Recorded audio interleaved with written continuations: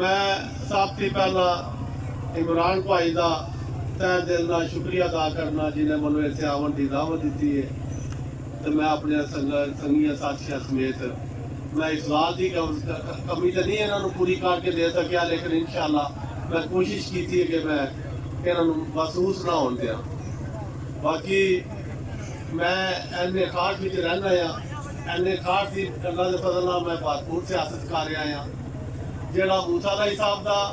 N A 71 का election है, इंशाअल्लाह अल्लाह को मंजूर होया तो मैं बड़ी जल्दी इन्हों दसागा कि मेरे बाप दादे दे या मेरे भाई दे भाई नदीम अफजल अपने आशिकवान ने ये सारे जानते हैं कि साडा भी इतने थोड़ा बहुत सासा है। तो इंशाअल्लाह आने वाले वक्त के मैं भरपूर इन्हों की इलैक्शन कंपेन की खातर वकफ करा था और हर तरह की इमरान भाई असी गांधी वाली ये तो पता कि मेरे खानदान के वफा का